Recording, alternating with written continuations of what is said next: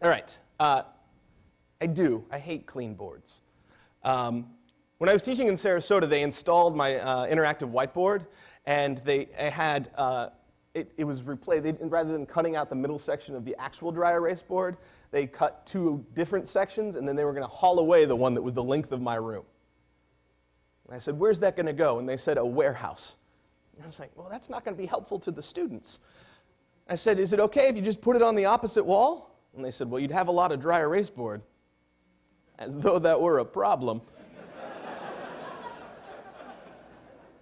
And I said, "Sure, yes, put it over there." And they did. And so students could be up all over the place. And so suddenly, I had almost doubled my space to write on walls, and it was fantastic.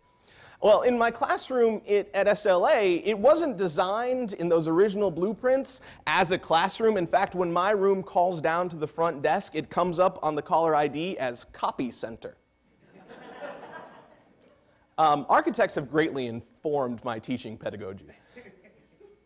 So I teach in the Copy Center, and this is about 3 times, maybe 4 times the amount of dry erase board I have in my classroom. There's no flat wall because, again, it's a renovated office space, so there's no good place to put it on there. And so we used to share a building with an architecture firm, and they were right underneath my classroom with a wooden subfloor, so you can imagine how fun that was. And they left. They moved out, not because of me. I don't think. They may have left because of me. And so they said, there are all these office supplies we're going to get rid of. And they put them in like our common area, and they said, if you want them, take them. And I did. I got these. These are from everyone's favorite Swedish furniture store. And they were in the hallways, right? And so I realized what they could do. A student was having problems organizing his writing, and he needed a bigger space. And so one of these was out in the hall outside of my classroom, and so I thought, well, it looks white, and it looks dry erasable. So I sent the student outside with the dry erase marker, and he planned out his entire essay, and I thought, oh my goodness, I need to jump on these right now. And so I scoured, with students, we scoured the entire school. We pulled in as many of these white tables as we possibly could. We got rid of all the industrial, heavy-duty strength wooden tables that were in my classroom that served no purpose but to hold things. And this is what's in my classroom now. This is what learning can look like, right? I got rid of all the white space on the board, which, by the way, isn't helpful because not everybody can go up there at the same time. But every place a student sits in my classroom can become a dry erase board. This is how you can give quizzes in my classroom. Okay, everybody gets a dry erase marker, right? What is your thinking? I'll ask some questions. I'll go around. I see the visualizations. The kids are putting ideas together in ways that the pen and paper would not do, and that the iPad or any other tablet computer hasn't yet mastered. This is technology. But it's nothing anybody thought of on purpose. This is accidental learning. I want to point to the other thing that's happened here that is, I think, incredibly important. One of my colleagues, Diana Laufenberg, says that I don't teach in a classroom, but that I teach in a clubhouse. And over the last couple of years, it's really started to look like it. This is carpeting. This happened the 3rd week I was in the school. As you can imagine, perhaps by hearing my cadence, am a bit of a hyperactive individual and have the students moving around quite often. And with the wooden subfloor that I mentioned earlier, it was creating a bit of a difficulty of concentration for the architects downstairs as they were trying to, architect. It's a verb. So a very nice woman, who was actually the mother of one of our students, showed up at my door. And I'd never met her, and she said, "Hi, are you Mr. Chase?" And I said, "Yes, I am." And she said, "You're going to get carpeting." I said, "Wow, I didn't know Chris was ordering." "Oh, he didn't. We're going to pay for it for you. It's a little noisy downstairs." Carpet over linoleum every day. It's a warmer place to work in. We talk about natural light all the time, and this is about as close to natural fiber as I'm going to get in a school. It makes it better. Kids can sit on the floor, and we do on a regular basis. This is James, who was writing out a question to a lesson that one of his fellow classmates was teaching.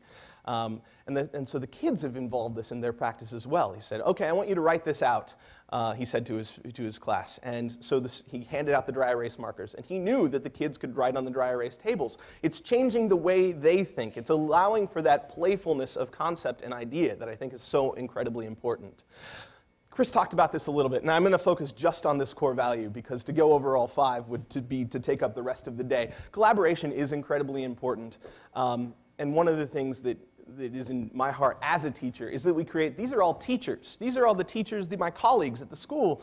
Notice they're sitting on the floor. Notice that we're letting them sit wherever they want. Notice that they have their laptops out or they don't have their laptops out. Some people are writing on paper. Some people are just listening. Some people are reclining. All of that is fine. We say for adults. This needs to be also important and key to children's spaces as well. So collaboration doesn't just need to be in the physical realm of, all right, I collaborate with the other English teachers, or of course, because I'm an English teacher, I have, a comrade in the history department.